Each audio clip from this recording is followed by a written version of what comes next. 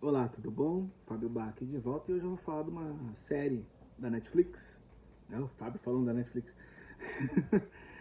Mas não interessa se é streaming ou não, se é home video ou não, o importante é ter coisa boa para lançar aí. E é uma série animada, gerou certa resistência de algumas pessoas aí, saudosistas dos anos 80, mas é uma série que eu assisti surpreendentemente, é bem interessante, gostei, né, de como se desenvolveu, que é o She-Ra, né? A nova animação da Netflix, a nova, 2018, mas enfim, né? Lançou 2018 e tal. Tem 5 temporadas, episódios curtos de 25 a 30 minutos de duração, mais ou menos. Cerca de 30 minutos de duração cada episódio. E, cara, assim, segue bem de maneira fiel o roteiro do original de 85. A animação não é aquela coisa durenga e feia que era o dos anos 80, apesar dessa coisa rústica ser até charmosa do ponto de vista de não só de saudosismo, mas até da própria época, né? Anos 80, que esse cara, povo extremamente musculoso, povo loiro e tudo mais. Mas o mais importante, que é legal ressaltar, a She-Ra, ao longo do tempo, antes de ter esse remake da Netflix, ela acabou se tornando uma espécie de símbolo da causa lésbica, da causa LGBTQIA, LGBTQIAPN+. Né? Às vezes as letras vão aumentando, a gente vai decorando conforme vai passando o tempo.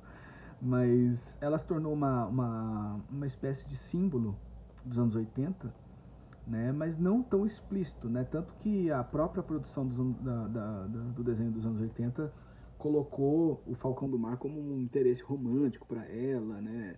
Para não ter nenhum tipo de erro, entre aspas, aí, erro em relação à identidade dela e às orientações dela. Só que nesse já é muito mais, como é mais aberto a questão LGBTQIA+, e é natural que seja, e que bom que seja, né? Você acaba tendo uma maior liberdade de se desdobrar esses assuntos que estavam tão implícitos na obra original.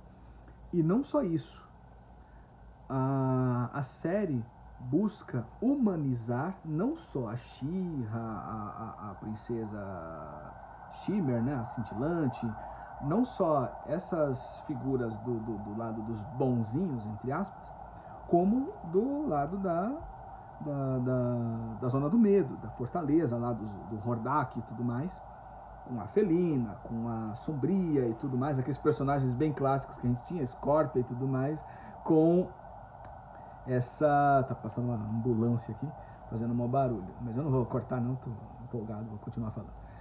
Então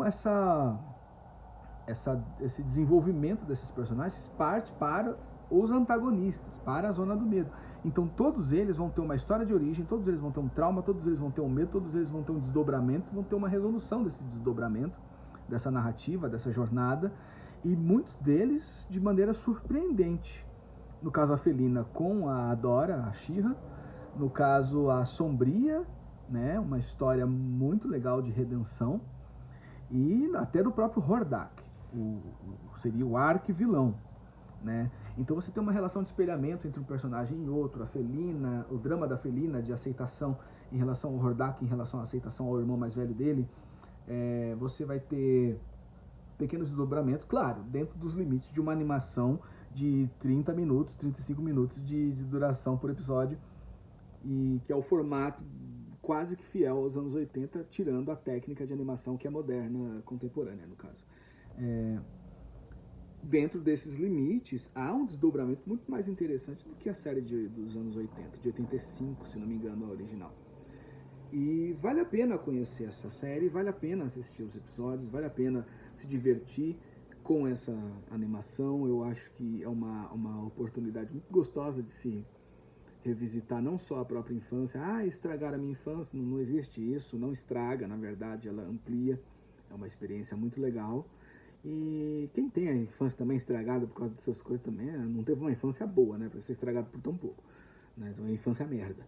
Mas enfim, eu acho que vale a pena, não só pelo saudosismo, vale a pena não só pelo progressismo das questões, mas vale como uma experiência de narrativa de desenho.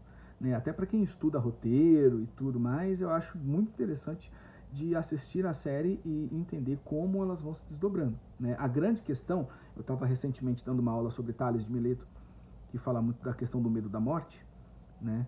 A grande questão do She-Ra é o medo, sempre tem o medo de alguma coisa, de uma morte literal ou de uma morte simbólica, né? De a morte de ser, a morte, né, representada por ser preterido por alguém ou por algo, a morte de ser abandonado, a morte de estar sozinho, a morte de estar enganado, a morte de não ter identidade, a morte de não ter compreensão de si mesmo, a morte de ser traído. Então todos os símbolos relacionados à própria morte estão refletidos nesses episódios dessa nova animação da She-Ra.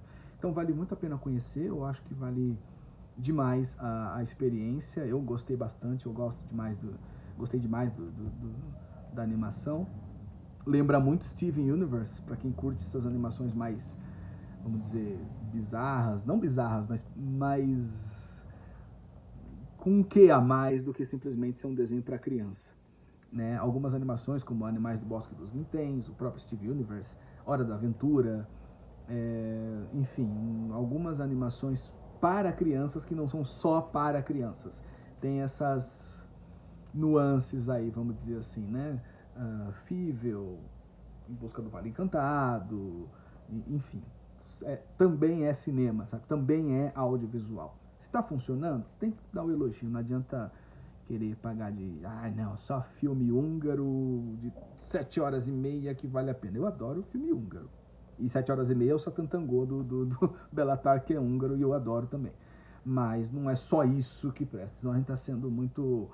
tá excluindo a possibilidade de se deliciar com outras experiências também. E o She-Ra é uma das experiências que vale a pena, tá bom?